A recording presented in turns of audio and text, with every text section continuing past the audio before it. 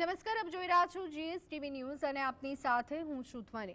Nonstop national news જોઈએ તે પહેલા દેશ વિદેશના સમાચાર સંક્ષિપ્તમાં જોઈએ એઆઈ એન્કર આસ્થા સાથે।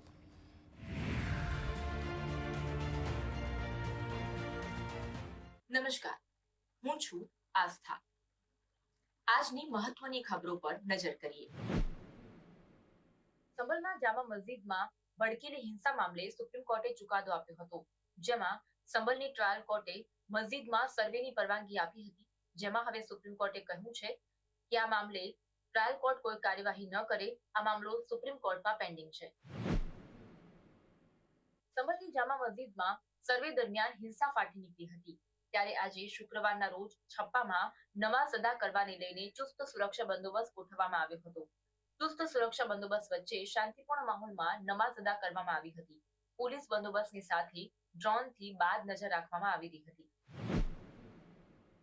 ઉત્તર પ્રદેશના સંભલમાં હિંસા મુદ્દે ન્યાયિક આયોગનું ગઠન કરવામાં આવ્યું છે। ન્યાયિક આયોગના અધ્યક્ષ તરીકે ડીકે અરોરાની વરણી કરવામાં આવી છે।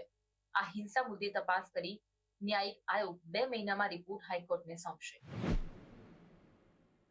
શિયાળુ સત્રના સતત 5મા દિવસે વિપક્ષ દ્વારા અદાણી મુદ્દે હોબાળો મચાવવામાં આવ્યો હતો। લોકસભા અને રાજ્યસભામાં વિપક્ષ દ્વારા અદાણી મુદ્દે ચર્ચા કરવાની માંગ કરીને વિરોધ નોંધવામાં આવ્યો હતો। સંસદની કાર્યવાહી દરમિયાન દેશને લૂંટવાનું બંધ કરોના નારા લગાવી વિપક્ષ દ્વારા વિરોધ કરાયો। પોર્નોગ્રાફી નેટવર્ક કેસને લઈને ઈડી દ્વારા એક્ટ્રેસ શિલ્પા શેટ્ટીના પતિ રાજ કુંદ્રા સહિત અન્ય લોકોના ઘર અને ઓફિસીસ પર તપાસ કરવામાં આવી હતી।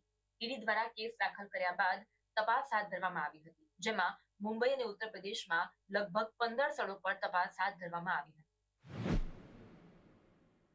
ફેંગલ વાવાઝોડું ભારતના વિવિધ ભાગોમાં તેની અસર બતાવી રહ્યું છે। ફેંગલ વાવાઝોડાને લઈને દક્ષિણ ભારતમાં અનેક વિસ્તારોમાં ભારે વરસાદ વરસી રહ્યો છે। હવામાન વિભાગ દ્વારા ફેંગલ વાવાઝોડું બંગાળની ખાડીમાં તીવ્ર બની રહી હોવાના અહેવાલ આપવામાં આવી રહ્યા છે, જેને લઈને તેની અસર વિવિધ ભાગોમાં જોવા મળી રહી છે।